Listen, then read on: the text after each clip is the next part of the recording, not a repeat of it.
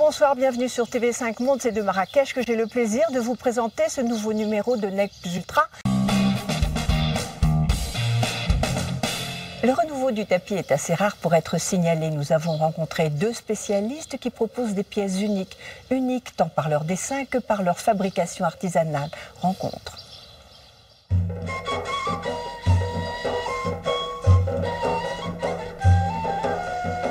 Si les tapis les plus anciens sont trouvés à l'est du Turkestan entre le 3e et le 5e siècle de l'ère chrétienne, c'est à l'ombre du château de Versailles que l'on trouve de très réussies créations contemporaines.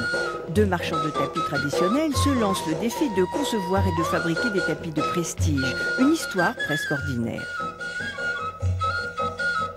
L'idée a germé il y a 5 ans et c'est un projet qui, au niveau de la fabrication, a commencé il y a 3 ans maintenant. À la source de notre projet, en fait, la démarche était très personnelle. Je cherchais à meubler une pièce dans ma maison et j'étais dans l'incapacité de trouver un tapis qui me convenait. Et je me suis tourné donc du coup dans la création, comme ça. Et ensuite, on a commencé à avoir des idées qui ont mûri et disons qu'on a mis en œuvre des dessins de tapis avec nos idées, mais avec des gens qui les ont mis naturellement sur dessin, parce qu'un tapis fait main, pour être fabriqué, d'avoir un carton de fabrication. Ensuite, une fois ce carton dessiné, on prépare la fabrication du tissage du tapis. Après, les dessins, c'est un coup de foudre. Il faut qu'il y ait quelque chose, il y a les coloris, on veut exploiter des couleurs. Bien évidemment, il y a aussi des choses on se bloque, il y a des projets qu'on ne peut pas réaliser parce qu'il y a une complexité pour rendre un dessin concret sur un tapis. Chaque tapis est unique ? Chaque tapis est unique, oui. Oui, ce qui fait qu'on renouvelle tout le temps, on a toujours cet émerveillement sur chaque pièce parce qu'on ne veut pas répliquer, on ne veut pas refaire un travail qu'on a déjà fait. Nœud turc ou nœud persan, tout un art. On travaille uniquement sur du point noué. C'est un double nœud dans le tapis où la laine est comme un point iranien ou un point turc, où il y a un double nœud qui permet, voyez-vous, de donner vraiment une vraie solidité et un vrai tapis d'Orient. La qualité ne fait pas tout car l'atout charme ici est dans l'influence art déco. Je pense qu'à l'origine, j'ai cette influence art déco et art nouveau. Et puis après, pour apporter de la gaieté, il est vrai que surtout l'art aborigène me fascine vraiment parce qu'il y a l'idée du pointillisme, quelque chose qui est vraiment complet dans le dessin. L'art de nouer vient de l'âge de bronze. On ne va pas mettre ça comme des tapis classés, mais disons qu'on a pris toutes les substances de travail que peut comporter un tapis d'Orient. C'est-à-dire les mêmes matériaux, les mêmes couleurs, tout en ayant des tapis complètement différents dans la présentation. C'était notre premier intérêt.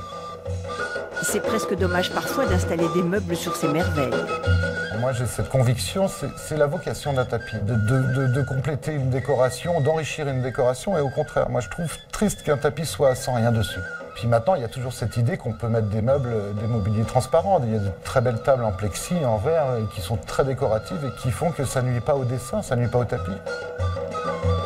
J'ai beaucoup de réjouissance quand je vois un tapis installé chez des clients et qui, tout d'un coup, il prend tout son usage se retrouve dans cette idée, que les meubles vont se poser dessus. Ça enrichit une pièce de vie, ça crée une ambiance.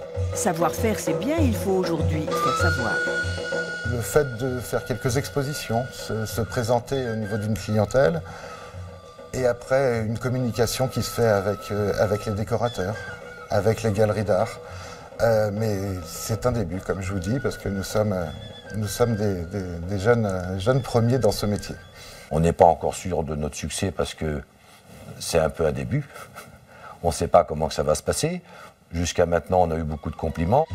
Seuls les jeunes premiers maîtrisent la passion. Je pense que pour faire quelque chose, il faut avoir une passion, il faut la vivre.